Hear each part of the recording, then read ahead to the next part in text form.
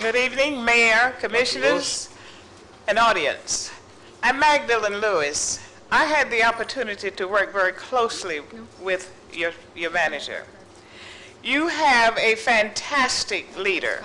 He is very knowledgeable of what is going on in all departments. He works very closely with his personnel.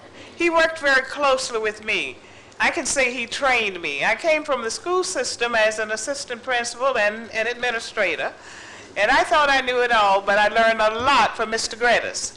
I'm not going to take a whole lot of time. I'm going to say to you, if you don't renew his contract, you are making a grave error, because he is interested in everything that goes on in all districts in the city, and he is aware of what is going on.